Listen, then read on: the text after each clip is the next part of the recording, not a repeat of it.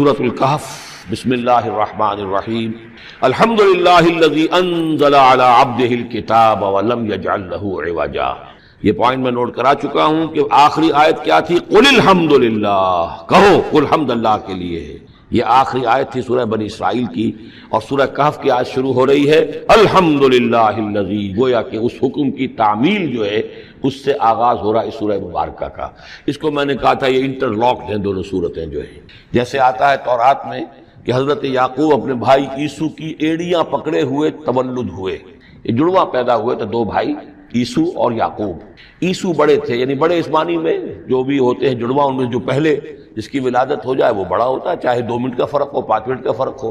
تو اس کی ولادت کے بعد پھر حضرت یعقوب کو عقب کہتے پیچھے کو، پیچھے آنے والا یعقوب، اس لیے ان کا نام پڑ گیا ہے کہ یہ پچھلا ہے۔ جو پہلا تھا وہ عیسو تھا، عیسو کے بارے میں کچھ معلوم نہیں ان کی اولاد وغیرہ کدھر گئی، بہرحال وہ ایک علیحدہ بحث ہے۔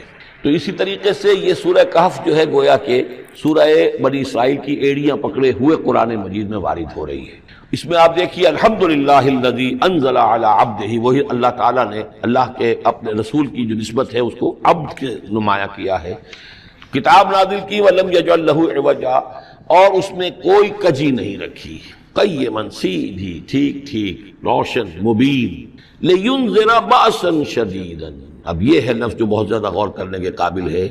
اس کتاب کے حضور پر نزول کے مقاصد میں سے ایک یہ بھی ہے خبردار کر دیں ایک بہت بڑی آفت سے۔ ویسے باسن جب واحد آتا ہے تو عام طور پر اس کے معنی جنگ ہوتے ہیں، جب جمع میں آتا ہے تو سختی، مصیبت، بھوک، فاقہ، یہ سارے بأسا۔ آیت البر میں بھی ہم نے پڑھا والصابرین فی البأساء والضراء وحین البأس۔ باسا جب جمع میں آیا ہے تو فقر و فاقہ، تکلیف، مصیبت، اور حین الباس جنگ کے وقت۔ تو ان دونوں کو ذہن میں رکھیے، بہت بڑی آفت، بہت بڑی آفت، بہت بڑی آفت ایک تو ہے دجالی فتنے کی، دجال المسیح الدجال جو آنے والا ہے، جس کے بارے میں حدیث میں آتا ہے کہ کوئی نبی اور رسول ایسا نہیں گزرا جس نے اپنی قوم کو دجال کے فتنے سے آگاہ نہ کیا ہو، اور پوری انسانی تاریخ میں دجال کے فتنے سے بڑا کوئی فتنہ نہیں، اور وہ ہر بندہ مومن کے امتحان کے لیے کڑا ترین جو ہے مرحلہ آ جائے گا، سخت ترین امتحان اس کا لیا جائے گا۔ تو یہ جو سختی ہے اس کی خبر دیتے ہوئے یہ سورہ مبارکہ نازل ہو رہی ہے، اور خاص طور پر اسے باسن اگر جنگ کے معنی میں لیں تو الملحمۃ العظمیٰ، کتاب الملاحم، جو کہ آپ دیکھیں گے احادیث کی کتابوں میں پورا باب ہے کتاب الملاحم، اور اس کا تعلق بھی دجال کے ساتھ ہے، کیونکہ پھر دجال ہی کو قتل کریں گے حضرت مسیح علیہ السلام نازل ہو کر۔ تو یہ سارا مسئلہ جو ہے اس کی خبر دینے کے لیے قیما لینذر بأسا شدیدا من لدنہ، گویا کہ یہ جو احادیث کی کتابوں میں آپ کو حدیث کے ابواب ملتے ہیں، چاہے وہ کتاب الفتن ہو اور چاہے وہ کتاب جو ہے آثار قیامہ ہے، اس طرح کے جتنے بھی ہیں، اور کتاب الملاحم ہے، یہ گویا کہ اس کی شرح ہے لینذر بأسا شدیدا من لدنہ، اور یہ ہوگا بھی خاص اللہ کی طرف سے، یہ آزمائش بھی، یہ دجال کا فتنہ بھی، یہ بہت بڑی جنگ بھی، جس کو آرمگڈون کہتے ہیں، کرسچین جو ٹریڈیشن ہے اس میں اس کے لیے لفظ ہے آرمگڈون، ایک بہت بڑی جنگ ہوگی۔ ڈکشنری میں بھی آپ دیکھیں گے کہ خیر اور شر کی قوتوں کے درمیان اس دنیا کے خاتمے سے پہلے ایک بہت بڑی جنگ ہونی ہے جس کا نام یہ آرمگڈون ہے۔ لینذر بأسا شدیدا من لدنہ ویبشر المؤمنین الذین یعملون الصالحات، اور تاکہ بشارت دے وہ ان اہل ایمان کو جو نیک عمل کرتے ہوں، ان لہم اجرا حسنا، کہ ان کے لیے ہوگا بہت اچھا بدلہ، ماکثین فیہ ابدا، اور وہ اس میں رہیں گے ہمیشہ ہمیشہ۔ یہ جو دجالی فتنہ ہے اس کے ساتھ ایک خاص مناسبت ہے سورہ مبارکہ کی۔ احادیث میں آتا ہے کہ دجالی فتنے کے اثرات سے بچنے کے لیے اس سورہ مبارکہ سے ذہنی اور قلبی رشتہ مفید ہے، اس کی تلاوت کرتے رہنا، خاص طور پر جمعے کے روز پوری سورہ کہف، ورنہ یہ کہ کم سے کم اس کی ابتدائی اور آخری آیات ان کی بڑی اہمیت ہے۔ دجالی فتنہ اصل میں کیا ہے سمجھ لیجئے کہ ایک تو ہے دجالی فتنہ بالعموم، دجل کہتے ہیں فریب کو، جیسے کہ کوئی نبی نہیں ہے وہ اس نے فریبی لبادہ اوڑھ لیا، نبوت کا دعویٰ کر رہا ہے، وہ دجال ہے۔ تو اس طرح کی تو حضور نے فرمایا ہے کہ 30 دجال پیدا ہوں گے، انہی میں سے ایک ہمارے زمانے کے اندر جو ہے یہ غلام احمد قادیانی بھی تھا، وہ دجال تھا جس نے کہ اعلان کیا کہ میں نبی ہوں جبکہ وہ نبی نہیں تھا۔ تو فریبی بنا ہوا جس نے کہ ملمہ اپنے اوپر چڑھایا ہوا ہے۔ اسی طریقے سے دجالی فتنہ یہ جو ہے اس پوری دنیا میں اس وقت جو فتنہ ہے وہ یہ ہے کہ مادہ پرستی کا اتنا غلبہ ہو چکا ہے ذہنوں کے اوپر، افکار کے اوپر، لوگوں کے نظریات کے اوپر، لوگوں کے اخلاق کے اوپر، لوگوں کے اقدار جو ہیں، ویلیوز جو ہیں اس کے اوپر، کہ وہ آخرت کو بالکل بھول گئے، اللہ کو بھول گئے، اسباب کے اندر گم ہے، مسبب الاسباب سے ذہول ہو گیا، دنیا ہی دنیا ہے، آخرت کو بھولے ہوئے ہیں، مادہ ہی مادہ ہے، روح سے کوئی سروکار ہی نہیں۔ یہ ہے بالعموم جس کا نام دجالی فتنہ ہے، کہ حقیقت کے اوپر پردہ پڑا ہوا ہے، آخرت پر دنیا کا پردہ پڑا ہوا ہے۔ یہ دنیا جو ہے در حقیقت کیا ہے؟ وَمَا الْحَيَاةُ الدُّنْيَا إِلَّا مَتَاعُ الْغُرُورِ، یہ دھوکے کا سامان ہے۔ اصل زندگی کو اس نے ڈھانپا ہوا ہے، ہم نے یہ سمجھ لیا کہ زندگی یہی ہے، اسی کے لیے بھاگ دوڑ محنت صبح و شام، اسی کے مستقبل کی فکر ہے، لیکن اصل زندگی اس کی کوئی فکر ہی نہیں ہے۔ باقی ایک دجال جو ہے جو آئے گا، وہ معاملہ احادیث کے اندر بھی بڑی طوالت کے ساتھ ہے، اور اس میں کافی پیچیدگیاں بھی ہیں، بعض چیزیں جو ہیں ایک دوسرے سے کچھ مختلف بھی ہیں، اس میں پھر اہل علم کو بہرحال مطابقت پیدا کرنی پڑتی ہے۔ میں نے جہاں تک اپنی کوشش کی ایک رائے تک میں پہنچا ہوں، لیکن ابھی میں اسے بیان نہیں کر رہا ہوں۔ بہرحال دجالی فتنے کی خبریں موجود ہیں بہت شدت کے ساتھ، اور اس صورت کا پڑھنا جو ہے اس میں بہت مفید ہے۔ اس صورت کے مضامین کا دجالی فتنہ بالعموم سے کیا تعلق ہے، وہ تو اس ہم دورہ ترجمہ دوران کے اس کے دوران بھی آپ کو معلوم ہو جائے گا، لیکن اس کے جو خاص بڑے مباحث ہیں، خاص طور پر یہ کہ ایک ہمارے بہت بڑے عالم گزرے ہندوستان میں اس صدی کے آغاز میں، مولانا مناظر حسن گیلانی، انہوں نے اس میں باقاعدہ کتاب لکھی ہے، آپ کو مل جائے گی بازار میں بھی، اصحاب کہف کے جو کا معاملہ سورہ کہف کے مباحث ہیں ان کے۔ میں نے اس کو اپنی ایک تقریر کے اندر کسی خطاب جمعہ میں سورہ کہف کے مضامین کا خلاصہ بیان کیا تھا، جس کا عنوان ہے دنیا کی حقیقت۔ ظاہر بات ہے تفاصیل زیادہ جو ہیں وہ میرے لیے ممکن نہیں ہے کہ اس دورہ ترجمہ کے دوران بیان کر سکوں۔ وَيُنذِرَ الَّذِينَ قَالُوا اتَّخَذَ اللَّهُ وَلَدًا، اور خبردار کر دے ان لوگوں کو جنہوں نے کہا کہ اللہ نے بیٹا بنایا۔ یہ ساری دجالیت جو ہے اس کی جڑ کیا ہے؟ مسیحیت، جو موجودہ مسیحیت ہے، جو حقیقت میں مسیحیت نہیں ہے، پالزم ہے، جس کی بنیاد تثلیث پر ہے کہ اللہ کا بیٹا بنا دیا حضرت مسیح علیہ السلام کو، اور انہیں کفارہ بنا دیا تمام جو بھی مان لے ان کو ان کے گناہوں کا، پیش کی معافی ہے ان کے گناہوں کی جو حضرت مسیح پر ایمان لے آئے، اور نمبر 3 شریعت ساقط کر دی، اور نمبر 4 سارا اختیار جو ہے وہ پوپ کے ہاتھ میں دے دیا گیا کہ تم جو چاہو جس چیز کو چاہو حلال کرو، جس چیز کو چاہو حرام کر دو۔ ان چیزوں نے مل کر نفس مذہب کو اس قدر قابل نفرت شے بنا دیا کہ یورپ کے عوام کے اندر مذہب کے خلاف شدید نفرت پیدا ہو گئی۔ چنانچہ اس کے بعد جب مسلمانوں کے زیر اثر وہاں پر علم پھیلا ہے، ہسپانیہ کی یونیورسٹیوں سے علوم اور فنون جو ہیں، یہ فرانس اور اٹلی اور جرمنی کے نوجوان آتے تھے، اور وہاں آ کر وہ قرطبہ اور غرناطہ اور طلیطلہ کی یونیورسٹیوں سے پڑھ کر جاتے تھے، تو ان کے زیر اثر جو ایک ریفرمیشن شروع ہوئی، اصلاح مذہب، اور ایک رینائسنس، تحریک احیاء العلوم، وہ جو اصل تو تحریک تھی اس بات کی کہ انسان علم کی طرف دوبارہ رجوع کرے، لیکن یہ کہ وہ علم جب آگے بڑھا ہے تو وہاں پہ عیسائیت کے خلاف جو رد عمل تھا اس کی وجہ سے اس میں مذہب کی دشمنی جو ہے اس تحریک کے اندر خود بخود شامل ہو گئی۔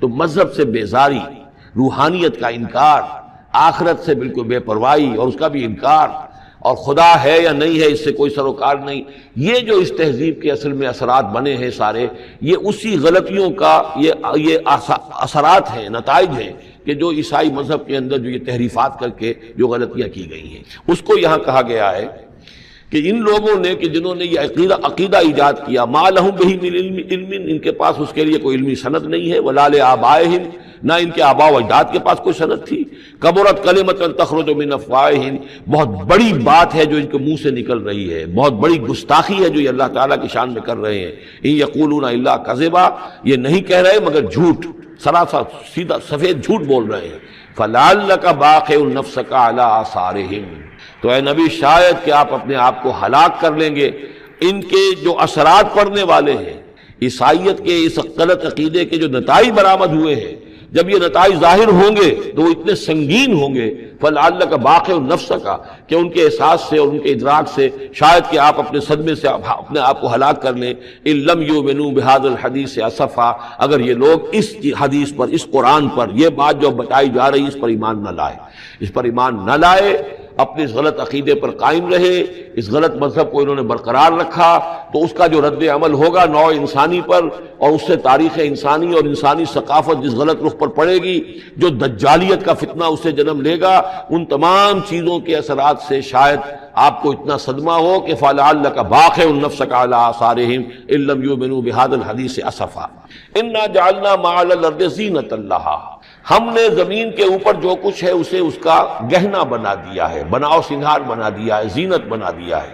یہ آپ نوٹ کر لیجئے، لفظ زینت اور زمین میں اس کی زیبائش اور آرائش، یہ اس سورہ مبارکہ کا عمود ہے، یعنی اس کو اتنا کھبا دیا ہے نگاہوں میں اللہ نے کہ آخرت سے خود بخود انسان غافل ہو جاتا ہے۔ یہ پردہ پڑ گیا ہے، چمک دمک ہے، یہ کاریں ہیں، یہ بلڈنگیں ہیں، یہ کوٹھیاں ہیں، یہ عالیشان عمارتیں ہیں، یہ کیا کچھ اس کی جو یوں سمجھیے پومپ اینڈ شو جو ہے اس وقت دنیا کا، اور ظاہر بات ہے امریکہ میں جا کر دیکھیے تو جو کچھ یہاں دیکھ رہے ہیں اس سے 10 گنا 100 گنا 1000 گنا آپ کو نظر آئے گا، عقلیں دنگ ہو جاتی ہیں۔ نتیجہ کیا نکلتا ہے کہ انسان یہ سمجھتا ہے کہ اصل شے یہی مادہ ہی ہے، اصل ہدایت پہ یہی لوگ ہیں، یہی لوگ ہیں صحیح معنی میں کہ جنہوں نے واقعتاً علم حاصل کیا ہے، لہذا ان کی غلط تہذیب، ان کا غلط تمدن، ان کے تمام غلط ثقافت کے معاملات کے بھی ہم اسی طریقے سے پیروی کر رہے ہیں۔ یہ سارا مسئلہ جو ہے وہ اس لیے ہے کہ یہ چمک دمک دنیا کی جو زیبائش اور آرائش، اس سے ہم متاثر ہیں۔ انا جعلنا ما علی الارض زینۃ اللہ، جو کچھ زمین کے اوپر ہے اسے ہم نے اسے اس کے لیے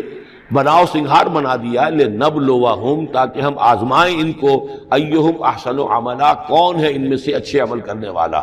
یعنی اب یوں دیکھیے وہ شعر جو ایک ہے، اگرچہ ذرا تھوڑا سا شان باری تعالیٰ کے اعتبار سے تو شاید اتنا مناسب نہ ہو، لیکن یہ کہ مفہوم کو ادا کرتا ہے کہ رخ روشن کے آگے شمع رکھ کر وہ یہ کہتے ہیں ادھر آتا ہے دیکھیں یا ادھر پروانہ جاتا ہے۔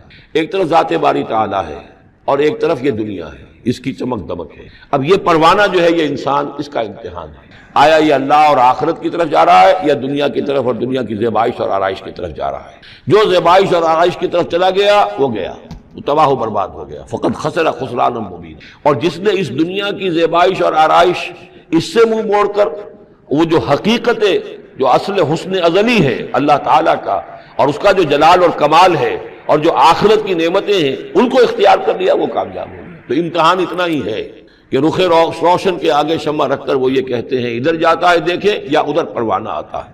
وَإِنَّا لَجَاعِلُونَ مَا عَلَيْهَا صَعِيدًا جُرُزًا، اور یہ کہ جو کچھ بھی اس پر ہے ہم ایک وقت آئے گا کہ اس کو بنا کر رکھ دیں گے جیسے کہ میدان جس میں سے کہ فصل کاٹ لی گئی ہو۔ جب قیامت ہوگی کیا ہوگا یہاں پر اسی زمین کو، نہ یہاں پہ کوئی وہ پہاڑ رہ جائیں گے کوٹ کوٹ کر چپٹی کر دی جائے گی، نہ یہ آپ کے پاس جو ہیں وہ اسکائی اسکریپرز رہ جائیں گے، نہ یہ اعلیٰ شان عمارتیں ہوں گی، کچھ نہیں ہوگا۔ یہ سب برابر ہوگا جیسے کہ کسی کھیت کے اندر فصل کاٹ دی جاتی ہے تو اب وہ پڑا ہوتا ہے ویران۔ وَإِنَّا لَجَاعِلُونَ مَا عَلَيْهَا صَعِيدًا جُرُزًا، ہم اسے کر کے چھوڑیں گے ایسا کھیت کہ جہاں پر چورا پڑا ہوا ہو، صرف بچا کھچا جو ہے وہ اس کا توڑی کا، اور کچھ نہ ہو۔ ام حسبت ان اصحاب الکہف والرقیم کانوا من آیاتنا عجبا، اب یہاں سے اصحاب کہف کی بات شروع ہو رہی ہے، کیونکہ پوچھوایا تھا یہودیوں نے اصحاب کہف کون تھے۔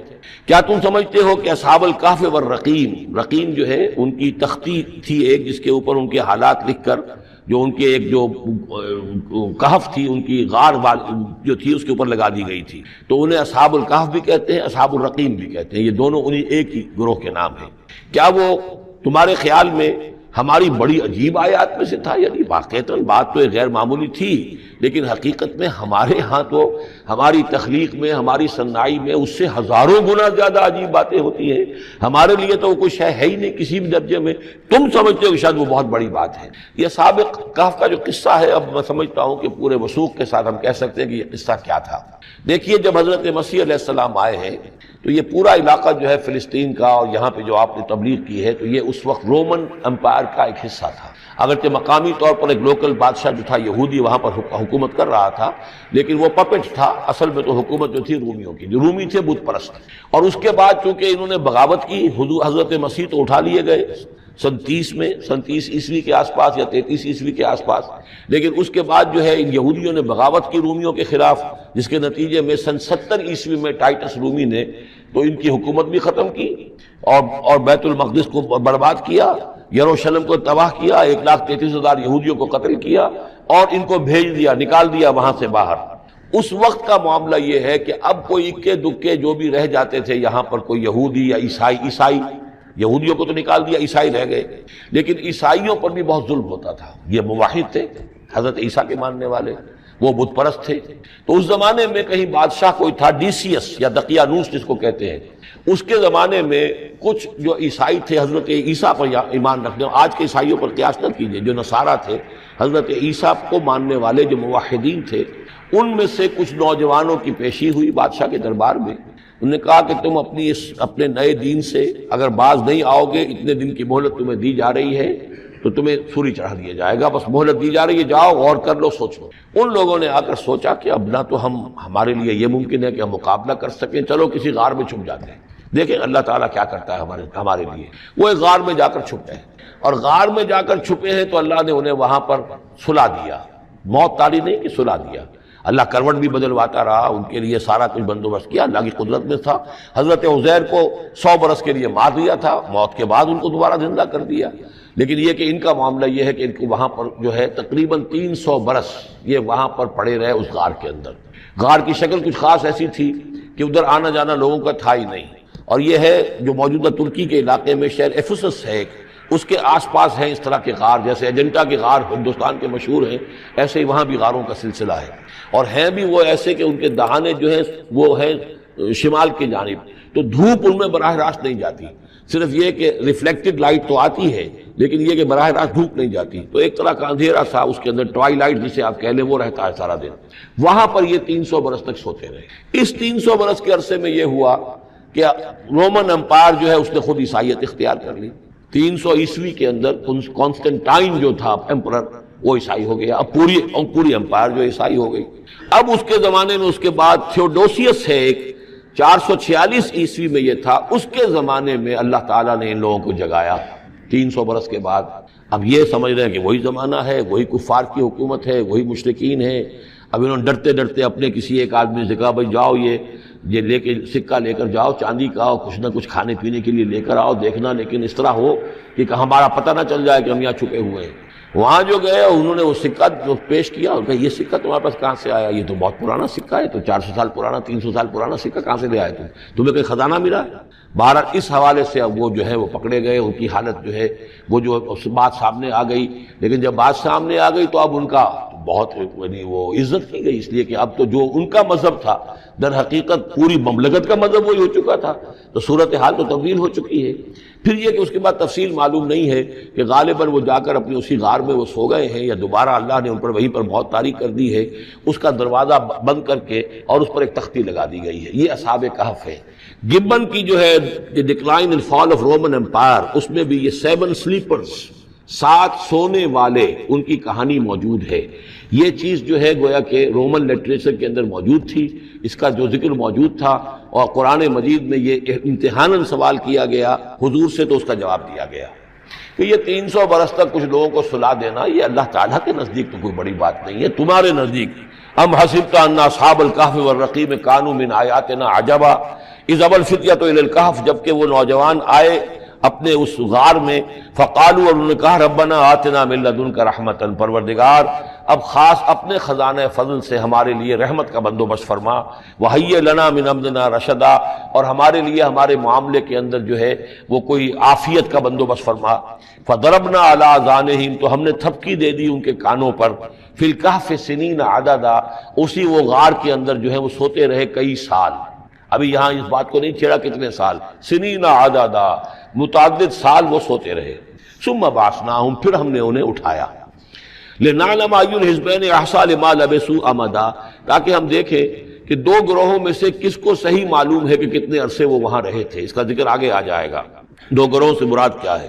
اور تیسری اہم ترین آیات کیا ہے؟ آیات قرآنیہ۔ ان تینوں میں گہرا ربط ہے، آیات آفاقی، آیات انفسی، آیات قرآنی۔ ان میں تدبر کے ذریعے، غور و فکر کے ذریعے انسان ایمان حاصل کرے، یہ ٹاپ کا ایمان ہے، یہ انٹلیکچوئلز کا ایمان ہے، یہ صدیقین کا ایمان ہے۔ نمبر 2، ایک ایمان ہے عوام کے لیے، اس کے 2 راستے ہیں۔ نمبر 1، صاحب یقین کی صحبت، جس کے اندر یہ ایمان پیدا ہو چکا ہو، آپ اس کے قریب رہیے، اگر بھٹی کے سامنے بیٹھیں گے حرارت پہنچے گی، اگر آپ برف کی سل کے قریب ہوں گے ٹھنڈ پہنچے گی.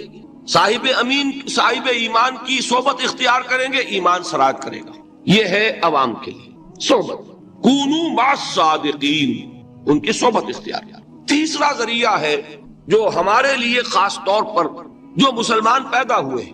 اب ایک بچہ ہے 7 سال کا، آپ نے نماز پڑھنے کی عادت ڈال دی، پڑھ رہا، اگرچہ غیر شعوری عمر سے شروع کر دیا اس نے، روزہ رکھتا ہے، 9 برس کا ہو گیا روزہ رکھنا شروع کیا.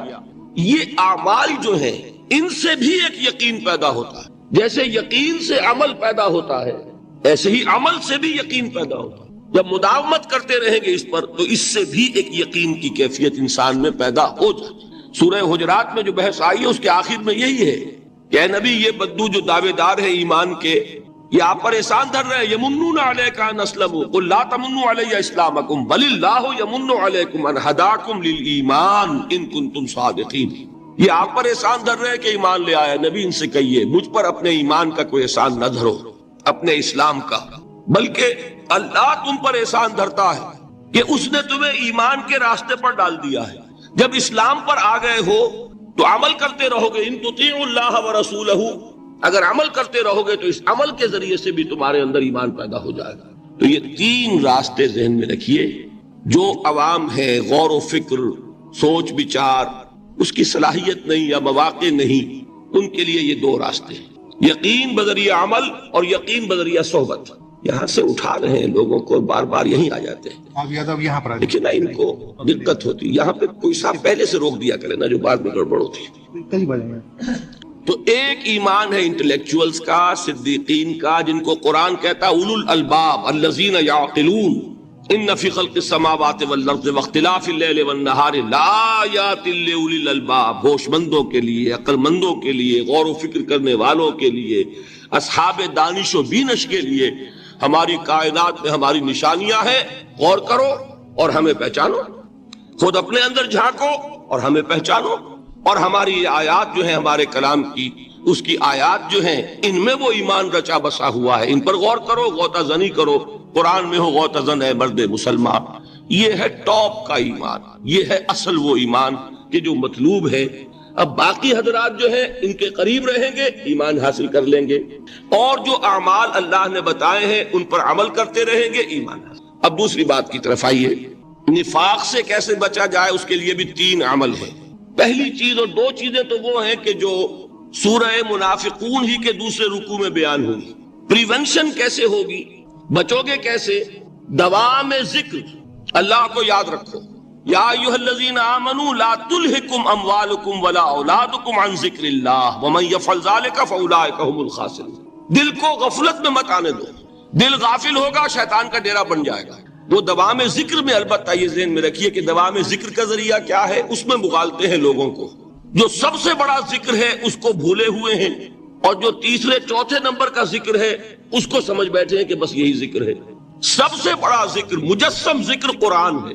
الذکر انا نحن نزلنا الذکر وانا له لحافظون. وہ الذکر کون سا ہے؟ قرآن. اسی کو فرمایا، میں نے وہ آیت سنائی تھی کہ لوگ تنزیہ کہتے تھے یا ایھا الذی نزل علیہ الذکر انک لمجنون. حضور سے مخاطب ہو کر کہتے ہیں فلاں جس کے اوپر کے اس کے خیال کے مطابق ذکر نازل ہوا ہے، ہم تو تمہیں پاگل سمجھتے ہیں. وہاں بھی لفظ کیا ہے؟ الذکر. تو معلوم کیا ہوا؟ انا انزلنا الیک الذکر لتبین للناس ما نزل الیہم. یہ الذکر ہے. تو اس سے بڑا ذکر کوئی نہیں. تلاوت قرآن، تدبر قرآن، غور و فکر قرآن کا، قرآن کو یاد کرنا. اس پر میرا کتاب چاہے مسلمانوں پر قرآن مجید کے حقوق، اب تو یہاں شاید کوئی کتاب موجود نہیں رہی ہے، اور اگر آپ کو ضرورت ہوتی ہے پاکستان سے منگا لیتے ہیں ہر شے، پڑھیے انشاءاللہ آ جائے گی چیز. نمبر 2 ذکر کیا ہے؟ اقیم الصلاۃ لذکری. نماز کو قائم کرو میری یاد کے لیے. یہ ذریعہ ذکر میں، وہ تو ہے ہی مجسم ذکر، اور یہ ذریعہ ذکر میں سب سے اہم ہے. یہ عملی ذکر بھی ہو رہا ہے اور قولی بھی ہو رہا ہے. سورہ فاتحہ پڑھی آپ نے، قرآن شریف کی کچھ آیات پڑھی، پھر رکوع کیا. یہ رکوع جو ہے یہ آپ کا عملی ذکر ہے کہ آپ نے اپنے وجود سے اللہ کی عظمت کو تسلیم کیا. پھر آپ سجدے میں گرے، یہ آپ کا عملی ذکر ہے کہ اپنے وجود سے آپ نے اللہ کی عظمت کو اور تسلیم کیا. تیسری چیز ہے مسنون دعائیں اور مسنون اذکار جو حضور سے ثابت. ہمارے ہاں کیا ہو گیا، مجھے فلاں بزرگ نے یہ چیز بتائی ہے، وہ تو پڑھتے چلے جا رہے ہیں. نہ قرآن سے دلچسپی، نہ اذکار مسنونہ سے دلچسپی، ادعیہ معصورہ۔ آپ غور کریں گے کہ زندگی کے ہر عمل کے لیے حضور کی دعا موجود ہے۔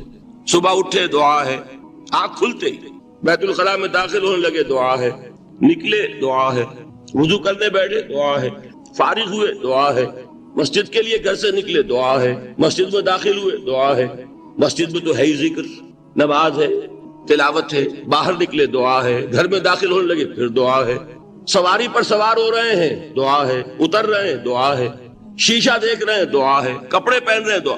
زندگی کا کوئی عمل نہیں یہاں تک کہ جو تعلق زن و شو ہے، جس کو کہ خالص حیوانی بات سمجھا جائے گا، اس کے لیے بھی دعا ہے۔ غفلت میں وہ کام بھی نہیں کرتا، سمجھ رہے ہیں آپ؟ اب آپ غور کیجئے، اس میں کوئی اضافی وقت نہیں لگا، کوئی اضافی پوسچر اختیار نہیں کیا آپ نے، یوں بیٹھو، اس طرح بیٹھو، یوں کرو، کوئی آپ کا وقت اضافی نہیں لگا، جو کام کر رہے ہیں اور آپ اللہ کو یاد کر رہے ہیں، اور وہ اللہ کی یاد اس کام کی مناسبت سے ہے۔ ان ادعیہ معصورہ سے دو تعلق جڑ گئے انسان کے۔ دعا کس سے کر رہے ہیں؟ اللہ سے، جڑا کہ نہیں؟ اور یہ الفاظ کس کے ہیں؟ محمد رسول اللہ کے۔ تو آپ کے دو تعلق جڑ گئے۔ آپ اپنی جی سے گھڑ کر دعا مانگیں گے تو پہلا تعلق تو ہو جائے گا، دوسرا نہیں ہوگا۔ بہتر سے بہتر دعا مانگ لیں آپ، لیکن حضور سے جو معصور اور مسنون الفاظ جب آپ زبان سے نکالتے ہیں تو آپ کا تعلق اللہ سے بھی ہوا بذریعہ دعا، اور وہ الفاظ چونکہ حضور کے ہیں صلی اللہ علیہ وسلم تو حضور کے ساتھ ہوا۔ یہ تیسرا درجہ ہے۔ چوتھے درجے میں مانتا ہوں کہ ایک ہوتی ہے خاص کسی شخص کے امراض کی تشخیص کرنے کے بعد تجویز۔ کوئی اگر طبیب ہے، ماہر طبیب روحانی، وہ آپ کو دیکھے گا تو اندازہ لگائے گا کہ آپ میں کیا کمی ہے، اس کے مطابق آپ کو ذکر بتائے گا۔ بھئی فلاں آیت کا مراقبہ کیا کرو۔ کسی میں بزدلی ہوتی ہے، کسی میں مال کی محبت زیادہ ہوتی ہے، کسی میں توکل کی کمی ہے، کسی میں شہرت کی خواہش ہے، نمایاں ہونے کا جذبہ ہے، کسی میں تکبر ہے۔ سب کا ایک سا برس تو نہیں ہوتا نا۔ تو یہ در حقیقت اندھے کی لاٹھی سے نہیں چلنے والی بات، یہ تو ماہر کی کا کام ہے کہ وہ تجویز کرے کہ تمہارے لیے خاص طور پر ذکر یہ۔ در حقیقت ہمارے جو یہ سلسلے تھے سلوک کے، یہ بڑے ماہر ہوتے تھے، یہ لوگ بڑے ماہر اطباء تھے۔ یہ جو علم نفسیات ہے اس کے ہمارے صوفیاء سے بڑھ کر کبھی کوئی عالم گزرا ہی نہیں دنیا میں۔ فرائیڈ کیا ہے اور ایڈلر کیا ہے اور یونگ کیا ہے، بچے ہیں۔ ہمارے صوفیاء کرام نے جس طرح انسان کی نفسیات کو سمجھا اور وہ ان کی مناسبت سے تجویز کرتے تھے، لیکن اس کو رکھا جائے گا چوتھے نمبر پر۔ جیسے مولانا احمد علی صاحب فرمایا کرتے تھے، بھائی اس آیت کا مراقبہ کیا کرو۔ مراقبہ کیا مانی؟ اب ان الفاظ کو بھی ہم نے خام خواہ کچھ خاص ایک شکل دے دی۔ مراقبہ کیا؟ توجہ کرنا، دھیان کرنا، خاص اس آیت کے اوپر، اس کے معانی پر اپنے ذہن کو جمانا۔ وہ کیوں ہے؟ تاکہ آپ کے اندر جو کمی ہے اس کی تلافی اس سے ہو۔ لیکن یہ کہاں آئے گا؟ چوتھے نمبر پر، سمجھ گئے؟ تو نفاق سے بچنے کا ذریعہ، پریونشن کیا ہے نفاق سے؟ دوام ذکر۔ نہ تمہیں تمہاری اولاد، نہ تمہارے اموال، نہ تمہاری تجارت، نہ کاروبار اللہ کے ذکر سے غافل نہ کر سکے۔ پنجابی میں کہتے ہیں کہ ہتھ کارول اور دل یار ول۔ کام کر رہے ہیں آپ، لیکن یہ کہ دل اللہ کے ساتھ لگا ہوا ہے، زبان تر ہے اللہ کی یاد سے۔ جو قرآن یاد ہے، گاڑی میں آپ بیٹھے جا رہے ہیں، 2 گھنٹے آپ کو کار میں لگانے ہیں، قرآن شریف پڑھتے جائیے، اس سے بڑا ذکر ہی کوئی نہیں۔ یہ ہے پریونشن۔ اب اگر مرض ہو جائے تو کیا؟ اس کے لیے 2 چیزیں ضروری ہیں۔ ایک دیکھیے، عجیب ہے یہ، نفاق کا علاج انفاق سے، صرف ایک الف لگانا۔ انفاق کے معنی اور ہے، یہ بنا ہے کس سے؟ نفقت الدراہم، پیسے ختم ہو گئے، مک گئے، یا نفق الفرس، گھوڑا مر گیا۔ تو مال کو کھپانا، لگانا اللہ کی راہ میں۔ اگر دل میں نفاق کی کوئی آلائش آئی ہے تو اس کا ازالہ ہوگا انفاق فی سبیل اللہ سے۔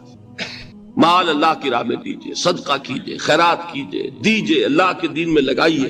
جتنا لگائیں گے نفاق دھل جائے، اس لیے کہ اصل سبب نفاق کا ہے ہی حب دنیا، دنیا کی محبت۔ لہذا اس کا ازالہ ہوگا جو سب سے محبوب شے ہے، مال۔ انہ لحب الخیر لشدید، مال محبوب ترین ہے کہ نہیں؟ لہذا اس کو اللہ کی راہ میں لگائیں گے تو وہ نفاق دھل جائے گا۔ اور ایک اور چیز ہے جو بہت اہم ہے، بہت ہی شعوری طور پر اس کا اہتمام کیجئے۔ جس وقت دین کے کسی فرض کی انسان کو سمجھ آ جائے، اس کا شعور پیدا ہو جائے، پھر ڈیلے نہ ہو۔ ذرا سا ڈیلے جو ہے اس پر عمل کرنے میں یہ در حقیقت نفاق کو جڑ پکڑنے کا موقع دینا ہے. Immediate action. ایک بات سمجھ میں آ گئی، فوراً عمل. اس میں شیطان کیا کرتا ہے، ذرا ٹھہر جاؤ، ابھی دیکھو یہ فرض ہے، یہ ذمہ داریاں ہیں، یہ کرنا ہے، وہ پھر لگا دینا اپنے آپ کو. بہت سے لوگ کہتے ہیں بس یہ ریٹائرمنٹ کے بعد تو سارا میں دین کے لیے وقف کر دوں گا. اول تو خدا کے بندے تمہارے اندر رہ کیا جائے گا ریٹائرمنٹ کے بعد؟ سارا تو کھپ چکو گے، رہ کیا جائے گا؟ دوسرے یہ کہ یہ بھی جان لیجئے کہ کار دنیا کسے تمام نہ کر. ریٹائرمنٹ کے بعد کون فارغ ہو جاتا ہے؟ بیٹوں بیٹیوں سے فارغ ہوئے تو پوتے پوتیاں موجود ہیں، نواسے نواسیاں موجود ہیں. کبھی بھی وہ بوجھ ختم نہیں ہوتا زندگی کا. وہ تو یہ کہ آج بات سمجھ میں آئی ہے تو آج عمل ہونا چاہیے. قرآن مجید میں سورہ انعام میں بڑی شدید وعید آئی ہے. الفاظ ہیں یہ وَنُقَلِّبُ أَفْئِدَتَهُمْ وَأَبْصَارَهُمْ كَمَا لَمْ يُؤْمِنُوا بِهِ أَوَّلَ مَرَّةٍ. انسان پر ایک حقیقت کا انکشاف ہوا کہ یہ بات حق ہے، فوراً تسلیم کرے. کسی مصلحت کی وجہ سے، کسی بزدلی کی وجہ سے، کسی لالچ کی وجہ سے، کسی اپنی سیادت یا قیادت کی وجہ سے کیسے مان لوں؟ لوگ کہیں گے کہ یہ نیچے ہو گیا، وہ اونچا ہو گیا جس کی بات مانی. کسی وجہ سے رک گئے تو اللہ تعالیٰ اندر سے وہ جو استعداد ہے حق کو پہچاننے کی وہ سلب کر لیتا ہے. وَنُقَلِّبُ أَفْئِدَتَهُمْ وَأَبْصَارَهُمْ. ہم الٹ دیں گے ان کے دلوں کو بھی اور ان کی آنکھوں کو بھی. کیوں؟ كَمَا لَمْ يُؤْمِنُوا بِهِ أَوَّلَ مَرَّةٍ. اس لیے کہ وہ پہلی مرتبہ جب انکشاف حق ہوا ہے وہ ایمان نہیں لایا. اس کا میں ایک واقعہ آپ کو سنانا چاہتا ہوں کہ کس طرح صحابہ کرام پر بھی وقتی طور پر یہ واقعہ اگر صحابہ کرام کا نہ ہوتا تو یہ حقائق سمجھ میں نہ آتے. غزوہ تبوک کے موقع پر یہ میں جملہ انکمپلیٹ رہ گیا، ضعف ایمان کا حملہ ہو جاتا تھا، نفاق کا نہیں معاذ اللہ. لیکن ضعف ایمانی کی اگلی منزل شروع ہو جاتی ہے نا، نفاق. جہاں جھوٹ بولنا شروع کیا نفاق، جھوٹی قسمیں کھانی شروع کی سیکنڈ سٹیج، اور جہاں مومنین صادقین سے بغض اور عداوت پیدا ہو گیا وہ تھرڈ سٹیج. تو وہ ضعف ایمان کا کیسے ہوتا ہے یہ حضرت کعب ابن مالک نے بڑی تفصیل سے بیان کیا ہے. غزوہ تبوک کے موقع پر جہاں منافقین نے آ کر جھوٹے بہانے بنائے، جھوٹی قسمیں کھائیں اور حضور سے ایگزمپشن لے لی، چھٹی لے لی، رخصت لے لی، وہاں 3 ایسے صحابہ بھی تھے جو مومن صادق تھے، لیکن وقتی طور پر شیطان نے انہیں ورغلایا. کیسے ورغلایا وہ سمجھ لیجیے. کعب ابن مالک نے تفصیل سے بیان کیا ہے، اور میرے نزدیک یہ جہاں تک میرا مطالعہ ہے طویل ترین حدیث ہے، بخاری اور مسلم میں بھی موجود ہے. حضور جب واپس آئے ہیں اور اب آپ نے ایک ایک کو بلایا. جن لوگوں نے تو پہلے جھوٹی قسمیں کھا لی تھی ان کو تو بلانے کی ضرورت نہیں تھی، لیکن کچھ لوگ ایسے بھی تھے کہ جنہوں نے ایگزمپشن بھی نہیں لی تھی اور گئے بھی نہیں تھے. اب ان کو آپ نے ایک ایک کر کے پیشی ہوئی. آپ کیوں نہیں گئے تھے؟ تو اب جو منافقین تھے ان میں سے انہوں نے اس موقع پہ جھوٹی قسمیں کھا لی. خدا کی قسم حضور ہم تو بالکل تیار تھے، پوری میں نے تیاری بھی کر لی تھی، پورا ارادہ تھا، یہ وقتی طور پر یہ مصیبت مجھ پر آ پڑی. جس نے قسم کھائی انہوں نے کہا اچھا ٹھیک ہے جائیے. کعب ابن مالک کی باری آئی تو ان کے الفاظ اپنے یہ کہ جب میں پیش ہوا تو حضور کے چہرے مبارک پر ایک غصے والی مسکراہٹ تھی. زہر خند کہتے ہیں، ایک مسکراہٹ ہے لیکن غصے کے ساتھ، غضبناک. آپ فرمائیے آپ کیوں نہیں گئے؟ حضرت کعب یہ فرماتے ہیں کہ میں نے عرض کیا کہ حضور زبان میرے پاس بھی ہے، جھوٹ میں بھی بول سکتا ہوں، لیکن جھوٹ بول کر میں اس وقت آپ کی ناراضگی سے تو بچ جاؤں گا لیکن اللہ کے پکڑ سے نہیں بچ سکوں گا. میں اعتراف کرتا ہوں کہ جتنا صحت مند میں اس زمانے میں تھا کبھی نہیں تھا، جتنا فارغ البال اس وقت تھا کہ میرے پاس ساز و سامان موجود تھا راستے کے لیے، اتنا میں کبھی نہیں تھا. لیکن ہوا کیا؟ ہوا یہ کہ مجھے میرے نفس نے، شیطان نے پٹی پڑھائی. وہ پٹی کیا پڑھائی کہ حضور تو 30,000 کے لشکر کے ساتھ چلیں گے تو لشکر تو سلولی موو کرے گا نا، تمہارے پاس بڑی تکڑی، بڑی توانا صحت مند اونٹنی ہے، تم ذرا 2 دن بعد چلنا تیزی کے ساتھ اور حضور سے مل جانا. بس یہ تاخیر کارواں. تو انہیں خیال آیا کہ ابھی 2 دن گھر کی ٹھنڈی چھاؤں ہے، میں یہاں پہ جو آرام ہے وہ کر لوں. مجھے جگر کا شعر یاد آیا ہے کہ تپتی راہیں مجھ کو پکاریں، دامن پکڑے چھاؤں گھنیری. ایک طرف فرض کی پکار ہے، اس میں تو ظاہر بات ہے کہ وہ تپتی راہیں ہیں. لا تنفروا فی الحر سنا چکا ہوں آیت. یہاں گھر میں نخلستان میں کھجوروں کی چھاؤں میں اہل و عیال میں یہ ٹھنڈی چھاؤں جو ہے یہ پکڑ رہی ہے. بھائی 2 دن ٹھہر کے چلے جانا، ٹھیک ہے، کوئی نیت میں خرابی نہیں نا. اس کے بعد پھر جب ابھی 2 دن اور ٹھہر جاؤ، یہ تو بڑا لمبا سفر ہے، ذرا تیز اور دوڑ لینا. تو فرماتے ہیں کہ حضور میں اسی طریقے سے تاخیر و تعویق میں پڑا رہا، یہاں تک کہ ایک روز اچانک مجھ پر یہ چیز منکشف ہوئی کہ تو میں چاہے کتنا بھی تیز چل لوں میں آپ سے نہیں مل سکتا، میرے اعصاب ڈھیلے ہو گئے، اس طرح میں محروم رہ گیا۔ حضور نے بائیکاٹ کا حکم دیا صحابہ کو، 3 صحابہ تھے ایسے، 2 اور تھے جنہوں نے اسی طریقے سے اعتراف کیا۔ حضور نے حکم دے دیا کوئی ان سے گفتگو نہ کرے، سوشل بائیکاٹ، بڑی سخت سزا تھی جو دی گئی ہے، اس کی بڑی تفاصیل ہے، اللہ تعالیٰ شوق دے تو وہ حدیث پوری پڑھی ہے، میں نے تو 2 جمعوں میں ایک مرتبہ صرف اس ایک حدیث کو بیان کیا تھا، شاید کہیں کیسٹس ہوں میرے ہاں، ہمارے نمبر کوئی مجھے یاد نہیں ہے، لیکن یہ بڑی عجیب حدیث ہے۔ لیکن اس میں جو اصل سبق ہے وہ کیا ہے؟ اس طریقے سے شیطان لے تو لال، تاخیر، تعویق، ابھی کیا جلدی ہے، ذرا اس کام سے فارغ ہو لو، ذرا پھر ترافی کر لینا، ذرا زیادہ زور سے کام کر لینا، یہ وہ چیز ہے کہ جو وہ تو خیر صحابی تھے بچ گئے، اگر وہاں جھوٹی قسم بھی کھا دیتے تو گئے تھے۔ یہ تو اتنا ہی ہے نا، مردی و نامردی قدم فاصلہ دارت، اس میں تو یہی ہے کہ ذرا ایک جھوٹی قسم کھا دیتے، جھوٹے بہانہ بنا دیتے تو اب ضعف ایمان نہ رہتا، وہ نفاق کی سرحد شروع ہو جاتی۔ وہ اللہ تعالیٰ نے ان کو بچایا، لیکن یہ کہ ہم کیسے بچیں گے اگر ہم نے یہ روش اختیار کی؟ لہذا 3 کام، دوام ذکر نمبر 1، اس کی میں شرح کر چکا ہوں، 4 اذکار یاد کر لیجئے گا ان کو، ورنہ کیا فائدہ۔ نمبر 2، انفاق فی سبیل اللہ، نفاق کا علاج انفاق۔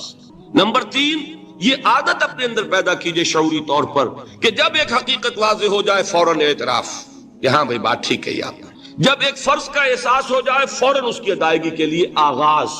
تاخیر و تعویق ہے کہ جس سے پھر نفاق کو موقع ملے۔ اللہ تعالیٰ مجھے اور آپ کو حقیقی ایمان عطا فرمائے اور نفاق سے بچائے رکھے۔ اب آئیے حقیقت و اقسام شرک پر۔ دیکھیے ہر شخص یہ جانتا ہے کہ اسلام دین توحید ہے، ایک لفظ میں اگر کہیں گے تو اسلام کا سب سے بڑا وصف، سب سے بڑی علامت توحید۔ وہ جو اقبال نے کہا کہ توحید کی امانت سینوں میں ہے ہمارے، آسان نہیں مٹانا نام و نشاں ہمارا، تو توحید ہے۔ توحید کی ضد ہے شرک، ٹھیک؟ اس سے میں ایک نتیجہ نکالتا ہوں، کوئی مسلمان جان بوجھ کر مشرک نہیں ہو سکتا، یہ میرا نتیجہ ہے، جان بوجھ کر مشرک نہیں ہو سکتا۔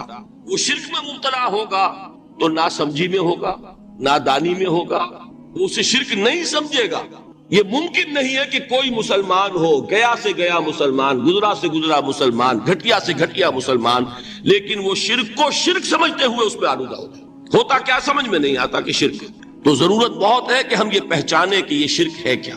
دوسری بات یہ جان لیجئے، ہمارے دین میں ناقابل عفو جرم کون سا ہے؟ شرک۔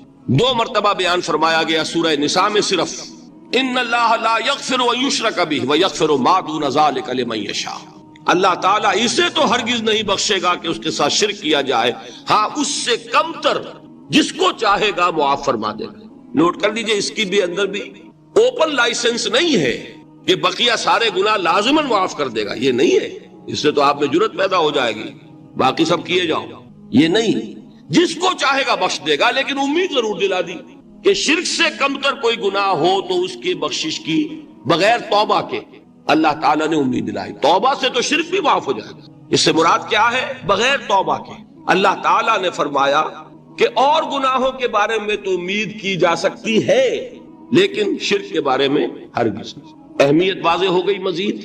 نمبر 3، اس شرک کی ہماگیریت کا عالم یہ ہے کہ سورہ یوسف کی آیہ مبارکہ ہے وَمَا يُؤْمِنُ أَكْثَرُهُمْ بِاللَّهِ إِلَّا وَهُمْ مُشْرِكُونَ، انسانوں کی اکثریت کا حال یہ ہے کہ وہ اللہ پر ایمان نہیں رکھتے مگر کسی نہ کسی قسم کے شرک کے ساتھ۔ یہ یونیورسلٹی ہے اس کی کہ اللہ کو بھی مان رہے ہیں لیکن کسی نوع کا شرک جو ہے وہ بھی لگا رکھا۔ وَمَا يُؤْمِنُ أَكْثَرُهُمْ بِاللَّهِ، انسانوں کی اکثریت کا حال یہ ہے کہ وہ ایمان نہیں رکھتے اللہ پر، الا وہم مشرکون، مگر یہ کہ کوئی نہ کوئی شرک بھی کرتے ہیں۔ چوتھی بات یہ سمجھیے کہ شرک ہر دور میں بھیس بدل کر آتا ہے۔ یہ ضروری نہیں ہے کہ شرک کی جو قسمیں آج سے 200 برس پہلے تھی صرف وہی آج بھی رہے، ہو سکتا ہے کہ بالکل نئی شکلیں اس شرک نے اختیار کری۔ اس سے کیا نتیجہ نکلا کہ اگر اجتہادی بصیرت نہیں ہوگی تو ہو سکتا ہے کہ ایک شخص جو ہمارے سابق علماء نے لکھ دیا کہ یہ چیز شرک، یہ چیز شرک، یہ چیز شرک، یہ چیز شرک، آج سے 500 برس پہلے کا انسان بڑے سے بڑا عالم دین اپنے زمانے کے شرک کو پہچان کر تو لکھ سکتا ہے، اس سے تو آپ بچ رہے ہیں۔ امام ابن تیمیہ نے اس کو شرک قرار دیا، اس کو شرک قرار دیا، اس کو شرک قرار دیا، کوئی شخص ہے جو اس سے تو بچ گیا۔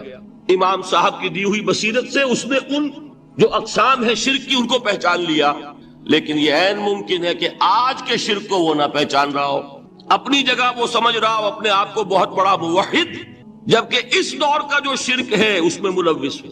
اس کو میں نے کہا ہے کہ اس شرک کے بارے میں بڑی اجتہادی بصیرت کی ضرورت ہے۔ فارسی کا ایک شعر ہے، بڑا پیارا شعر ہے، بہر رنگے کے خواہی جامہ می پوش، من انداز قدت رامی شناسا۔ اپنے محبوب سے کہہ رہا ہے شاعر کہ تم جس طرح کا چاہو لبادہ اوڑھ لو، میں تمہیں تمہارے قد سے پہچان لوں گا، کتنا ہی چھپا لو اپنے آپ کو، کیسے ہی لباس بدل لو۔ بہر رنگے کے خواہی جامہ می پوش، من انداز قدت رامی شناسا، میں تمہارے قد سے تمہیں پہچان۔ یہ اگر بصیرت نہ ہو کہ شرک کو اس کے قد سے پہچان سکیں آپ، اس کے لیے ضرورت ہے اصولوں کی۔ دیکھیے جس طرح الجبرا کے اصول ہوتے ہیں، فارمولا ہے، فارمولا ہاتھ میں آ گیا، مسئلے حل کرتے چلے جا رہے ہیں، آپ اپلائی کرنے کی دیر ہے فارمولے کی۔ اگر آپ نے صرف گنتی کر کے کسی زمانے کے شرک وہ تو سمجھ لیے، لیکن وہ بصیرت باطنی حاصل نہیں ہوئی، اجتہادی بصیرت، وہ اصول ہاتھ میں نہیں آئے کہ جس سے آپ پہچان سکیں، تو ہو سکتا ہے کہ اس دور کے شرک کو آپ نہ پہچان سکیں۔ اس کے لیے ضرورت ہے کہ اصل اصول ہاتھ میں آ جائیں تاکہ اصولوں کو اپلائی کریں۔ ایک بات مجھ سے اور سن لیجئے، میرا اپنا یہ تاثر ہے، ہمارے دین میں خیر، بھلائی، نیکی، چاہے وہ نظریے کی ہو، علم کی ہو، عقیدے کی ہو، عمل کی ہو، اخلاق کی ہو، وہ سب کیا ہے؟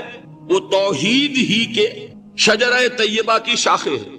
اور شر، برائی، گمراہی، خیالات کی ہو، نظریات کی ہو، علم کی ہو، عقیدے کی ہو، عمل کی ہو، اخلاق کی ہو، سب کے ڈانڈے شرک کے شجرہ خبیثہ سے ملتے ہیں۔ اس شجرہ خبیثہ کے برگوبار ہے جو بھی برائی ہے، عمل کی یا علم کی، اور اس شجرہ طیبہ کے برگوبار ہیں جو بھی خوبی ہے، عمل کی یا عقیدے۔ یہ میرا تاثر ہے، اور جب تک اس انداز میں وہ آپ کو اندرونی رشتے ظاہر نہیں ہوں گے، آپ پر منکشف نہیں ہوں گے، وہ اجتہادی بصیرت جو ہے پیدا نہیں ہو سکے۔ اب آئیے ایک اور بات دیکھیے، شرک میں اور الحاد میں کیا فرق ہے، یہ بھی ہم نہیں سمجھتے۔ الحاد، مادہ پرستی، وہ کیا ہے؟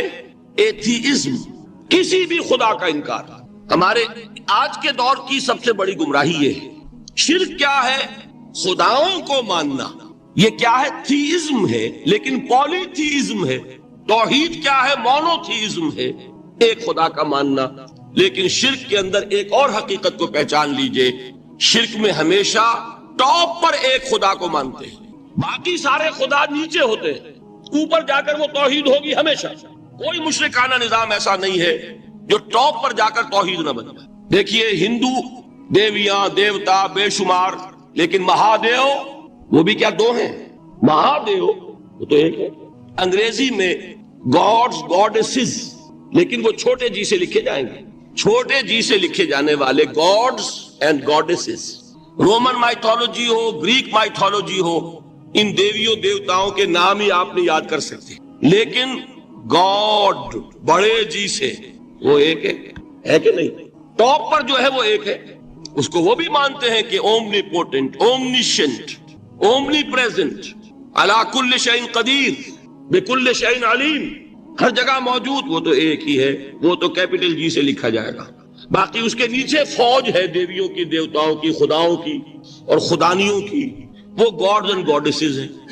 عرب میں کیا تھا؟ میں نے پہلے آپ کو وہ دو مثالیں دے دی ہیں، تیسری اور ایران کی لے لیجئے، خیر کا خدا اور شر کا خدا، اور ایک یزداں، ایک اہرمن، ٹھیک، سنویت ہو گئی نا، دو خداؤں کو مانا، لیکن وہی ہے جو خدائے خدائے گاں، خداؤں کا خدا، اس کو ایک ہی مانتے ہیں۔ یہی معاملہ عرب میں تھا۔ اللہ وہ ایک ہی تھا ان کے ہاں۔ قرآن میں آتا ہے ان سے پوچھئے وَلَئِن سَأَلْتَهُم مَّنْ خَلَقَ السَّمَاوَاتِ وَالْأَرْضَ لَيَقُولُنَّ اللَّهُ، جب ان سے کہا جاتا ہے کہ کس نے پیدا کیا آسمان اور زمین کو، یہ فوراً کہیں گے اللہ نے۔ فَأَنَّىٰ يُؤْفَكُونَ، تو یہ ماننے کے بعد کدھر جا رہے ہیں؟ وہ کیا کہتے تھے کہ وہ بڑا اللہ تو ایک ہی ہے، لیکن چھوٹے آلہہ ہیں۔ آلہہ اور اللہ میں وہی فرق ہے جو کیپٹل جی کا گاڈ اور چھوٹے جی سے گاڈز اینڈ گاڈیسز۔ وہی فرق ہے کہ جو مہادیو اور دیویوں اور دیوتاؤں میں ہے وہی وہاں تھا اللہ، وہ ایک اور سپریم، سب سے بالا تر، اس سے اوپر کوئی نہیں، تخلیق میں اس کا کوئی ساجی نہیں، لیکن اس نے کچھ آلہہ ہیں جنہیں کچھ اختیارات تقسیم کیے ہوئے، کچھ اس کے لاڈلی ہستیاں ہیں جو سفارش کر سکتی ہیں۔ بس یہ شرک تھا مشرکین مکہ کا۔ بات سمجھ رہے ہیں؟ اس کا جائزہ لیں گے تو آپ کو، اور جو آج شرک کی اقسام میں بیان کروں گا اس کو ہاتھ میں لیں گے تو کسی موحد کا تلاش کرنا مشکل ہو جائے گا۔ ڈھونڈ اب ان کو چراغ رخ زیبا لے کر، آج جن کا نام مسلمان ہے ان کی اکثریت کسی نہ کسی نوع کے شرک میں مبتلا ہے۔ اب آئیے اقسام شرک۔ اقسام شرک میں بھی وہی کیفیت ہے جو نفاق کے بارے میں میں نے عرض کی تھی کہ ایک تقسیم یہ ہے جو علماء نے کی ہے، ایک ہے عقیدے کا نفاق، ایک ہے عمل کا نفاق۔ اسی طرح ایک ہے عقیدے کا شرک، ایک ہے عمل کا شرک۔ عقیدے میں نہیں ہے، عمل میں ہے۔ ایک تقسیم آپ نے سنی ہوگی شرک جلی، شرک خفی، ایک ہے ننگا شرک، کھلم کھلا شرک، ایک ہے چھپا ہوا شرک جو نظر نہیں آتا۔ لیکن ایک مغالطہ اپنے دل سے نکال دیجئے، بعض لوگ شرک خفی کو شرک نہیں سمجھتے، یہ بہت بڑی غلطی ہے۔ اگر وہ شرک نہ ہوتا تو حضور اسے شرک نہ کہتے، کوئی اور لفظ۔ عربی زبان کا دامن جو ہے محدود نہیں ہے، پھر اس کے لیے کوئی اور لفظ اختیار فرمایا جاتا ہے وہ شرک۔ لیکن ایک شرک ہے جلی جو نمایاں ہے، نظر آ رہا، ایک ہے شرک خفی جو نظر نہیں آ رہا۔ اور وہ کتنا خفی ہو سکتا ہے اس کی ایک مثال دی حضور نے۔ شرک خفی اتنا خفی ہو سکتا ہے، ذرا مبالغہ دیکھیے جو حضور نے بات کو سمجھانے کے لیے مثال میں جو مبالغہ اختیار فرمایا۔ ایک سیاہ اندھیری رات میں ایک سیاہ پتھر پر ایک سیاہ چیونٹی کو رینگتے ہوئے دیکھنا جتنا مشکل ہے اتنا ہی شرک خفی کا پہچاننا مشکل ہے۔ بتائیے، آپ نے فرمایا انا افصح العرب، میں عرب کا فصیح ترین انسان ہوں، اس سے آگے کوئی مثال دی جا سکتی ہے؟ اندھیری رات، تاریک رات، پتھر سیاہ، چیونٹی سیاہ، کون دیکھ سکتا؟ جتنا اس کو دیکھنا ناممکن ہے اتنا ہی شرک خفی کا پہچاننا مشکل ہے۔ گویا کہ اس سے تو اللہ ہی بچائے گا تو انسان بچے گا۔ ایک آخری بات تمہیداً اور عرض کر دوں، پھر میں چلوں گا اقسام پر۔ میری جو باتیں آپ کے سامنے آئی اس سے ایک منطقی نتیجہ نکلتا ہے۔ کوئی شخص اگر حقیقتاً شرک سے بچ جائے، واقعتاً شرک سے بچ جائے، ہر قسم سے بچ جائے، اس سے بھی اوپر کوئی انسان ہوگا۔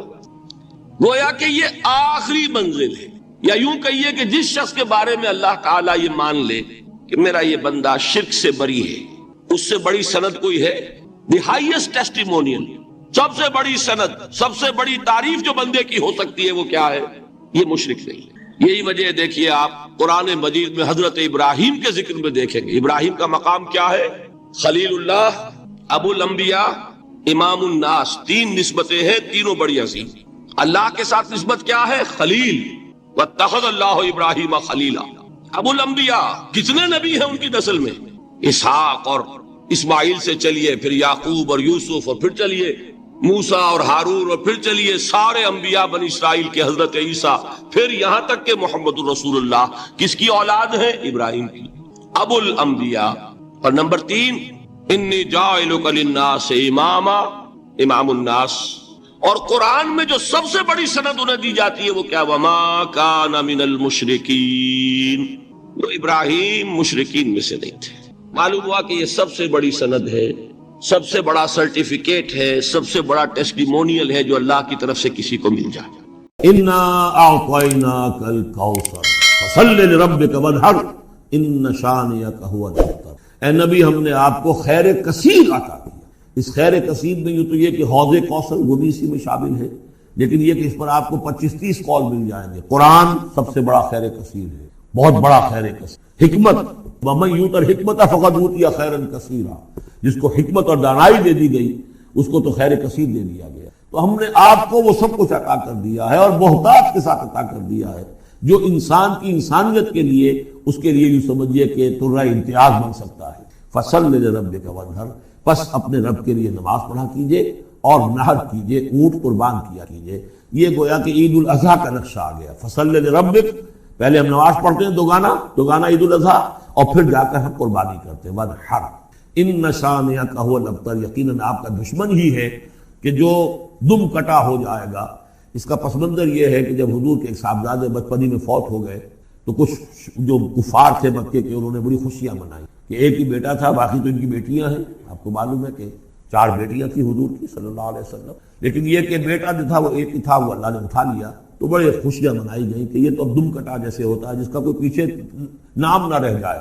بیٹیوں سے تو نام چلتا نہیں، نام تو چلتا ہے بیٹوں سے، تو اب ان کا تو کوئی تذکرہ ہی نہیں رہے گا. کوئی بات نہیں، جب تک یہ ہیں آگے کوئی نام لینے والا نہیں. تو فرمایا کہ نہیں، ان کو تو کروڑوں بیٹے اللہ عطا کرے گا، کروڑوں اربوں بیٹے عطا کرے گا.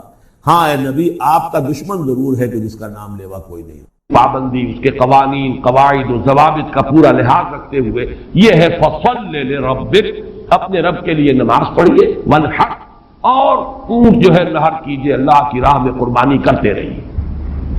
اس دونوں الفاظ کو جوڑ کر ایک نتیجہ نکالا ہے بعض حضرات نے کہ اس سے مراد خاص طور پر بقرعید کی نماز اور اس کے بعد جو نہر کیا جاتا ہے، آ کر قربانی دی جاتی ہے، تو یہ اس سے مراد ہے. لیکن یہ بھی میں سمجھتا ہوں کہ صرف ایک ذوقی سی بات ہے، ورنہ جو پس منظر ہے بالکل ابتدائی زمانے کی یہ صورتیں ہیں.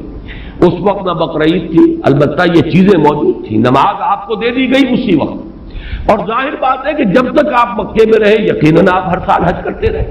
کیسے ممکن ہے کہ آپ حج نہ کرتے؟ جب اسی کعبے کا طواف کر رہے تھے جس میں 360 بت تھے، وہیں کھڑے ہو کر نماز پڑھتے تھے اور سجدہ کرتے تھے جہاں دائیں بائیں بت رکھے تھے.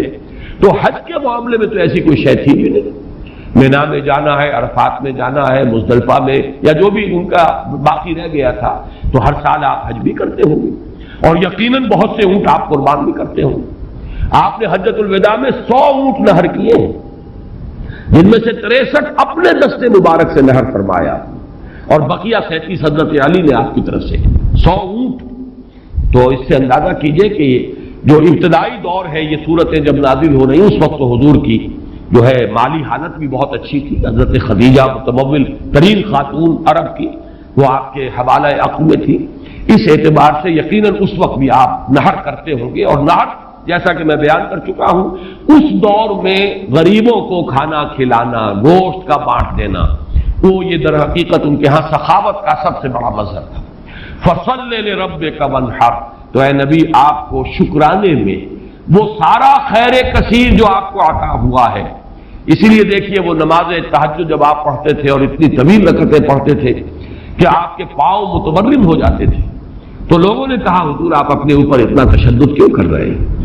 آپ کے تو اول تو کوئی گناہ ہے نہیں. کوئی آپ کے مقام کے اعتبار سے اگر کسی شے کو کہا جائے کہ کوئی فروگزاشت ہے تو اللہ تعالیٰ اس کی بھی معافی کا اعلان کر چکا، تو پھر آپ کو مشقت جھیلتے ہیں. تو جواب آپ کا کیا تھا؟ افلا اکون عبدا شکورا، تو کیا میں اپنے رب کا ایک شکر گزار بندہ نہ بنوں؟ میری یہ نماز شکرانے کی نماز ہے، میں اپنے رب کا شکر ادا کر رہا ہوں، اس نے جو مجھے خیر کثیر عطا فرمایا. اب جس درجے کا وہ خیر کثیر ہے اسی درجے کا شکر مجھے اپنی امکانی حد تک ادا کرنا ہے. تو فصل لربک وانحر یہاں شکرانے کے طور پر ہے. انا اعطیناک الکوثر فصل لربک وانحر ان شانئک هو الابتر، یقیناً جو آپ کا دشمن ہے وہی ابتر ہے. اس ابتر کے لفظ کی مجھے وضاحت کرنی ہوگی. شنا، شین، نون اور حمزہ آتا دشمنی کے لیے. ولا یجرمنکم شنآن قوم علی الا تعدلوا اعدلوا هو اقرب للتقوی. کسی دشمنی کسی قوم کی تمہیں آمادہ نہ کر دے کہ تم عدل سے راستہ جو ہے اپنا بدل لو اور دستکش ہو جاؤ، عدل پر رہو، چاہے تمہارا دشمن ہے اس کے ساتھ بھی انصاف کرو. تو یہ شان یہ ہے، اس کے معنی دشمن. ان شانئک هو الابتر، یقیناً آپ کا دشمن ہی ابتر ہے. ابتر کے معنی کیا ہے؟ با تا را کا مادہ آتا ہے بطر، کسی شے سے کٹ جانا. خاص طور پر ایک درخت ہے، اس کی شاخ کٹ گئی، علیحدہ ہو گئی، شاخ بریدہ. ظاہر بات ہے اب اس کے لیے زندگی نہیں ہے. جب تک درخت سے جڑی ہوئی تھی اس کے لیے تر و تازگی تھی، وہ بڑھے گی، اس پر پھل بھی آتا اگر وہ آم کا درخت تھا. اب جب کٹ گئی تو اب وہ سوکھے گی، ختم ہو جائے گی، اس کے لیے کوئی تر و تازگی نہیں ہے، اس کا کوئی شاندار مستقبل نہیں ہے. تو یہ کسی شے سے کٹ جانا، اسی معنی میں قوم سے کٹ جانا، علیحدہ ہو جانا، تنہا رہ جانا. لا تجعلنی فردن، مجھے اکیلا نہ بنا دے. تو یہ جو آتا ہے کہ میں اکیلا نہ رہ جاؤں، اس کے لیے بھی یہ لفظ آتا ہے. اور پھر جس کا ذکر یا جس کا سلسلہ منقطع ہو جائے، جس کے ہاں اولاد نہ ہو، اب نام اس کا کہاں رہے گا، ختم ہو جائے گا. اولاد نہیں ہے وہ بھی ابتر ہے، گویا کہ اس کا ذکر باقی رکھنے والا کوئی نہیں رہا، اس کا نام نہیں رہے گا دنیا میں، اس لیے کہ اولاد نہیں، خاص طور پر اولاد نرینہ. اسی طریقے سے جس جانور کی، جس چوپائے کی دم کٹی ہوئی ہے اسے ابتر کہتے تھے، دم کٹا، اس لیے کہ یہاں بھی کوئی شے کٹی ہوئی ہے اس کے جسم سے. تو یہ مختلف الفاظ ہیں، یہ معنی ہے اس لفظ کے ابتر کی. اب اس کو نوٹ کیجئے، حضور کو ابتر کہا قریش نے، کن کن معنی میں کہا اس کی تفصیل میں ابھی آپ سے سنا رہا ہوں، اور اس کا جواب دیا جا رہا ہے کہ یہ آپ کو ابتر کہہ رہے اے نبی، در حقیقت یہ ابتر ہوگی، بلکہ یہ ابتر ہے. ان شانئک ھو الابتر.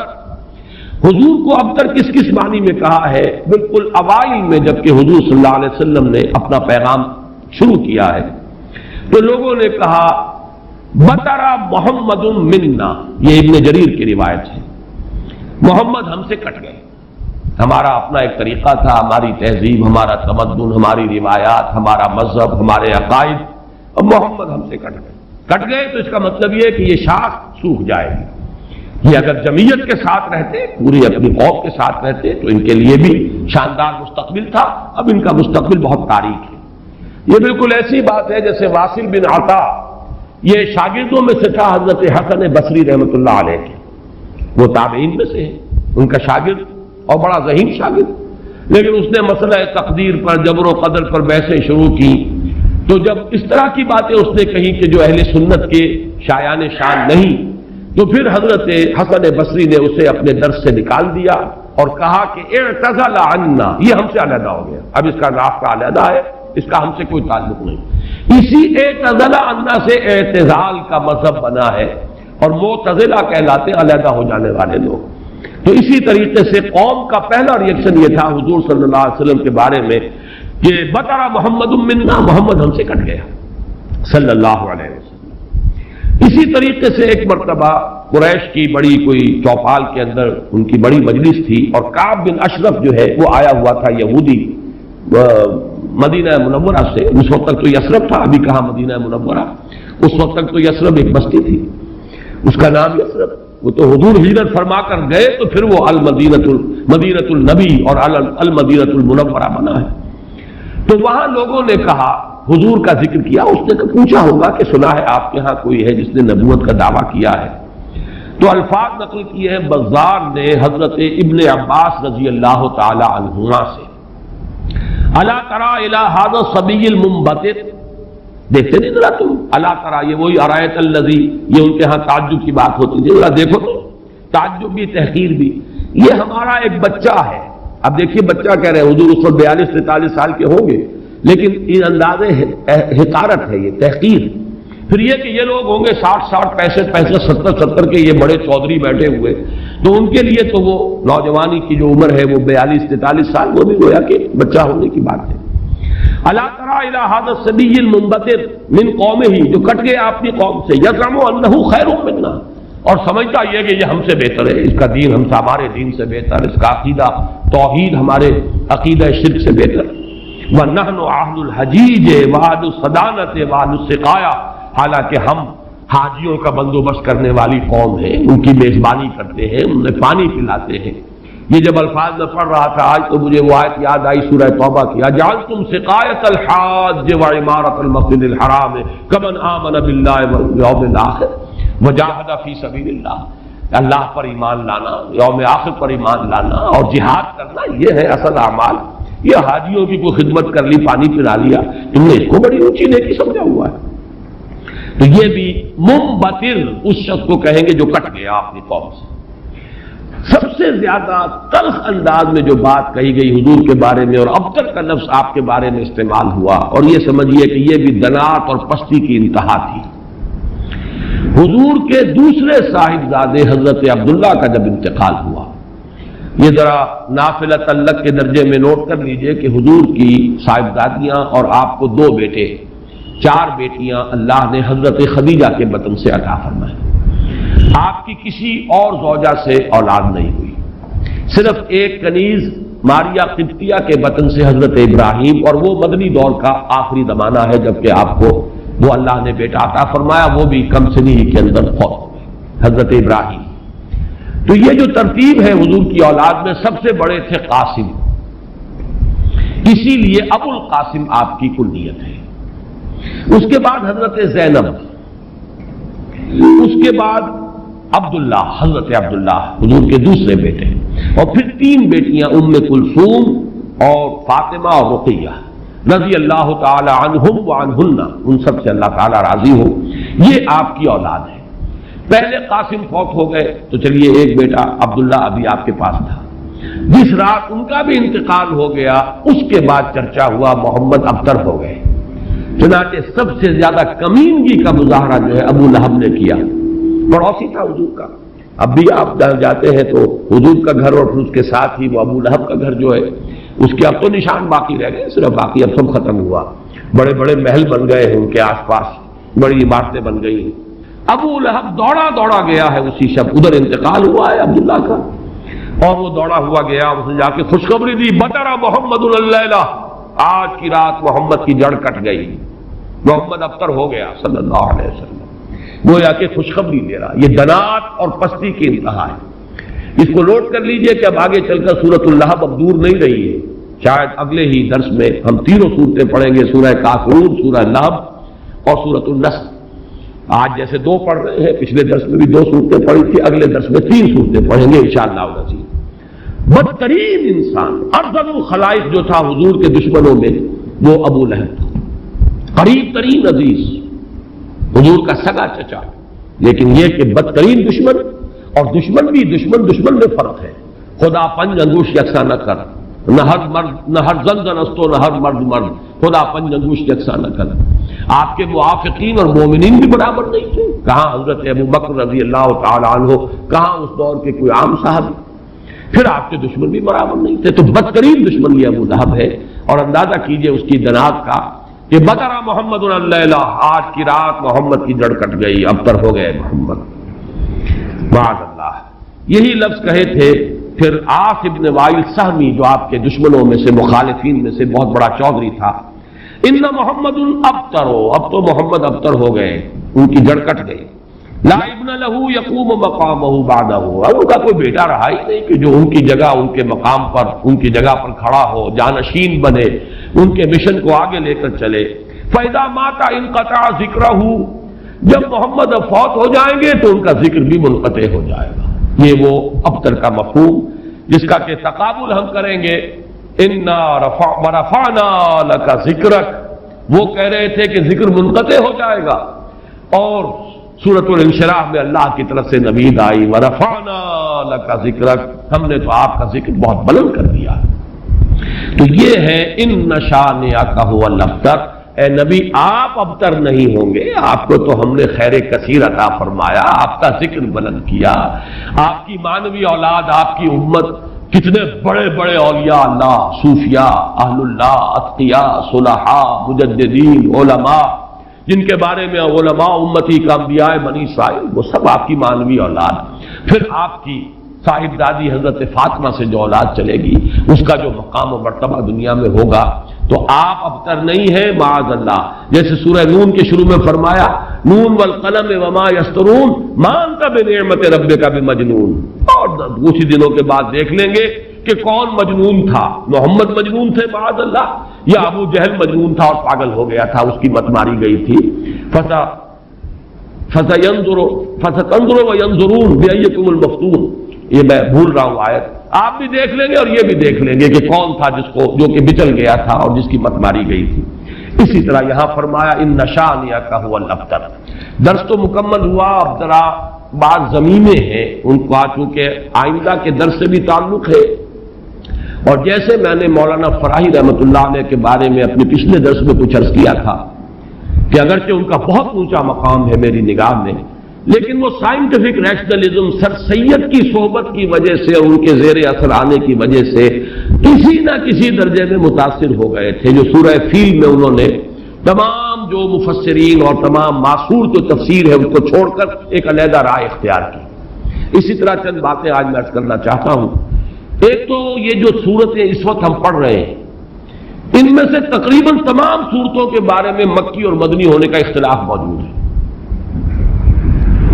حالانکہ اکثر و بیشتر کے نزدیک اجماع امت اور اجماع مفسرین کے نزدیک یہ ساری صورتیں جو ابھی تک ہم نے پڑھی ہیں یہ مکی ہے، لیکن مدنی کی روایات بھی موجود ہیں۔ خاص طور پر اس سورہ مبارکہ کے بارے میں تو ایک ایسی روایت ہے جو مسلم شریف میں بھی ہے، مسند احمد میں بھی ہے، سنن ابی داؤد میں بھی ہے، سنن نسائی میں بھی ہے، اور حضرت انس رضی اللہ تعالی عنہ سے مروی ہے۔ حضرت انس حضور کے خادم خاص رہے مدنی دور میں۔ اب ظاہر بات ہے وہ واقعہ بیان کر رہے ہیں۔ وہ کہتے ہیں کہ ایک روز حضور ہمارے مابین تشریف فرما تھے اور کچھ گفتگو ہو رہی تھی، اچانک کچھ آپ کو ایک خاص اون کی سی کیفیت آپ پر طاری ہوئی، یعنی آپ نے آنکھیں بند کی اور اس کے بعد آپ نے آنکھیں کھولی تو آپ کے چہرے پر مسکراہٹ تھی، تبسم تھا۔ آپ نے پوچھا کس بات پر؟ آپ نے فرمایا کہ مجھ پر سورت نازل ہوئی ہے، اور پھر بسم اللہ پڑھ کر آپ نے انا اعطیناک الکوثر فصل لربک وانحر ان شانئک هو الابتر یہ سورہ مبارکہ سنائی۔ اب یہ روایت اتنی قوی ہے کہ اس کی بنا پر کچھ حضرات کی رائے ہے، اکرمہ اور مجاہد اور قتادہ، اور اس کو امام مسلم نے بھی تسلیم کیا، اور الاتقان میں امام سیوطی نے بھی اسے مدنی صورت قرار دیا، جبکہ حضرت ابن مردویہ سے یہ مروی ہے کہ ابن عباس، عائشہ اور ابن زبیر رضی اللہ تعالی عنہم یہ سب کے سب اسے مکی قرار دیتے ہیں، اور جمہور مفسرین نے اسے مکی قرار دیا ہے۔ میں نے خاص طور پر آج بات اس لیے بیان کی ہے کہ ان چھوٹی صورتوں کے بارے میں اکثر و بیشتر کے بارے میں اختلاف ہے، نمبر ایک۔ نمبر دو یہ کہ اصل میں اس میں جو تعویل ہو جاتی ہے، اور بہت سی صورتوں کے بارے میں کہا گیا یہ 2 دفعہ نازل ہوئی، سورہ اخلاص مکے میں بھی نازل ہوئی، مدینے میں بھی نازل ہوئی، فلاں سورت مکے میں بھی نازل ہوئی، مدینے میں بھی نازل ہوئی۔ یہ دو دفعہ کے نزول کا مطلب کیا ہے؟ ہوتا یہ تھا کہ قرآن مجید ظاہر بات ہے کہ اس طریقے سے مصحف کی شکل میں تو موجود تھا ہی نہیں، کسی کچھ صورتیں یاد ہیں، کسی کو کچھ صورتیں یاد ہیں، ابھی پورا قرآن نازل بھی نہیں ہوا۔ یہ تو یوں سمجھیے کہ مدنی کے دور کے بھی انتہا پر جا کر پورا قرآن بنے گا، تو وہ اتنا چرچا نہیں تھا لوگوں کے مابین۔ اور وہ صورتیں کہ جو مکی دور میں نازل ہوئی تھی، جب وہ حالات و واقعات ایسے ہوتے تھے مدنی دور میں بھی کہ جن پر ان صورتوں کے مضامین کا انطباق ہوتا تھا، تو حضور اس وقت جب پڑھتے تھے تو لوگ یہ سمجھتے تھے یہ ابھی نازل ہوئی، حالانکہ وہ اصل میں مکے کے دور میں نازل ہو چکی۔ لیکن یہ کہ جیسے کہ انطباق ایسا ہو جاتا ہے، وہ واقعہ بہت ہی مشہور ہے کہ سورہ آل عمران میں وہ آیت موجود ہے وما محمد الا رسول قد خلت من قبلہ الرسل افئن مات او قتل انقلبتم علی اعقابکم۔ لیکن جب حضور کا انتقال ہوا ہے اور حضرت عمر پر ایک جذباتی کیفیت طاری ہوئی اور تلوار کھینچ کر آپ بیٹھ گئے کہ جو کہے گا کہ محمد کا انتقال ہو گیا اس کی گردن اڑا دوں گا، پھر حضرت ابو بکر آئے، سیدھے گئے حجرہ عائشہ میں۔ حضرت عائشہ ان کی اپنی صاحبزادی ہے، وہاں تو کوئی حجاب نہیں، پردہ نہیں، حضور کا جسد مبارک وہاں تھا اور چادر پڑی ہوئی تھی اوپر، چادر ہٹائی پیشانی پر، پیشانی مبارک پر بوسہ دیا۔ آپ نے وہاں الفاظ بھی کہے کہ اللہ آپ پر 2 موتیں جمع نہیں کہے گا، بس یہ موت تھی جو آ گئی، اب تو حیات ہی حیات اور حیات طیبہ ہے۔ باہر آ کر اب آپ نے خطبہ دیا، من کان یعبد محمدا فإن محمدا قد مات ومن کان یعبد اللہ فإن اللہ حی لا یموت۔ جو کوئی محمد کو پوجتا تھا وہ سن لے کہ محمد کا انتقال ہو گیا، اور جو کوئی پجاری تھا اللہ کا، پوجنے والا اللہ کو، وہ جان لے کہ اللہ تو زندہ ہے جس پر کبھی موت طاری نہیں ہوئی۔ پھر آیت پڑھی وما محمد الا رسول قد خلت من قبلہ الرسل۔ حضرت عمر فرماتے مجھے ایسے محسوس ہوا جیسے یہ آیت اسی وقت نازل ہوئی۔ یہ جو کیفیت ہوتی ہے کہ آیات کا جب مضامین کے اعتبار سے انطباق ہوتا تھا مدنی دور کے مختلف واقعات پر، تو صحابہ یہ سمجھ لیتے تھے بات کہ شاید یہ صورت ابھی نازل ہوئی ہے، حالانکہ وہ صورت مکی دور کی نازل شدہ صورتوں میں سے۔ یہ میں نے خاص طور پر آج یہ ضمیمہ اپنے درس کا اس لیے بیان کر دیا ہے کہ اگلے درس میں ایک بڑی اہم بحث آئے گی سورۃ النصر کے زمانہ نزول کے بارے میں۔ میری رائے چونکہ اس کے بارے میں نے کافی غور و خوض کیا ہے، اور جس رائے پر میرا دل ٹھکا ہے وہ عام جو تفاسیر میں رائے ہے اس سے مختلف ہے، اس لیے میں نے یہ پورا مضمون آج تمہیداً بیان کر دیا کہ خود اس سورہ مبارکہ کے بارے میں مسند احمد ابن حنبل، صحیح مسلم اور سنن ابی داؤد اور سنن نسائی کی روایت کے برعکس جمہور مفسرین نے، ان کے نزدیک اس روایت کی روح سے یہ مدنی ہے، لیکن جمہور مفسرین نے اس کو مکی قرار دیا ہے۔ تو گویا کہ اس میں رائے قائم کرنے کا موقع ہے، امکان ہے، اور انسان جو ہے مضمون کی دلالت کے اعتبار سے مضمون کی صورت کا کوئی نہ کوئی رائے قائم کر سکتا ہے۔ اب دوسری بات میں عرض کر رہا ہوں، آج میں نے تذکرہ کیا تھا اور وہ میں نے جیسے کہ پچھلی مرتبہ عرض کیا تھا، اب یہ مصحف کا درس، قرآن مجید کا درس مسلسل اب ختم ہوا چاہتا ہے۔ میں سمجھتا ہوں کہ 2 نہیں تو میکسیمم 3 نشستوں میں ہم پہنچ جائیں گے اختتام تک مصحف کے۔ تو چند باتیں میں اپنے اس درس میں ریکارڈ کرا رہا ہوں تاکہ کچھ پتہ نہیں دوبارہ پھر یہ کہیں درس جو ہے شروع ہو تو زندگی میں کتنی مہلت ملے، کہاں تک میں پہنچ پاؤں۔ تو چند باتیں جو ہے وہ افادہ عام کے لیے میں چاہتا ہوں کہ ابھی وہ نوٹ ہو جائیں، رجسٹرڈ ہو جائیں اور وہ ریکارڈ ہو جائیں۔ اور چونکہ میں نے اپنی 4 سورسز قرار دی، علامہ اقبال